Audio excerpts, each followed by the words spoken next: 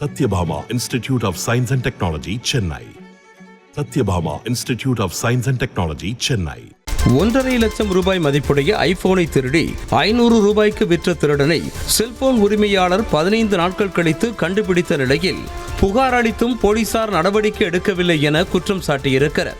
Central ரயில் நிலையம் அருகே உள்ள எவரெஸ்ட் ஹோட்டலின் மேலாளரான சலீம் என்பவர் தனது ஐபோன் 15ஐ வைத்துவிட்டு உறங்கிக் கொண்டிருந்த போது அதிகாலை விடுதிக்குள் வந்த மர்ம நபர் அதனை திருடி சென்றிருக்கிறார். செல்போன் திருடு போனதை அறிந்து அதிர்ச்சியடைந்த அவர் சிசிடிவி காட்சியுடன் பெரியமேடு காவல் நிலையத்தில் புகார் அளித்த நிலையில் நடவடிக்கை எடுக்காமல் அலைக்கழிக்க விட்டதால் சலீம் தானே திருடனை கண்டுபிடித்ததாக கூறியிருக்கிறார்.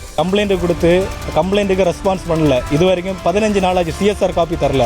எனக்கு என் மொபைல் மிஸ்யூஸ் பண்ணால் கூட அது நான் தான் பண்ண மாதிரி ஆயிரும். சிஎஸ்ஆர் காப்பி தரலன்னா எனக்கு சிஎஸ்ஆர் காப்பி தந்து அக்யூஸ் 2 பேரை நானே பிடிச்சி 2 பேர் இருக்காங்க. 2 பேருமே ஒருத்தர் வித்திருக்காரு, இன்னொருத்தர் ஹோட்டலில் எடுத்திருக்காரு. அந்த வித்தவரை அவரே சொல்ல, நான் இடம் எங்கே இருக்கு நான் காட்டி தரேன், நீங்கள் வாங்கிக்கோங்க அப்படின்னு. கூட ஒரு ஆள் ஒரு போலீஸ் சைட்லேருந்து யாருமே ஹெல்ப் பண்ணல சார். அவர் வெளியே இருக்கார். எனக்கு அந்த mobile recover. Satyabhama Institute of Science and Technology, Chennai. Satyabhama Institute of Science and Technology, Chennai. செய்திகளை உடனுக்குடனும் துல்லியமாகவும் தெரிந்து கொள்ள சப்ஸ்கிரைப் பண்ணுங்க.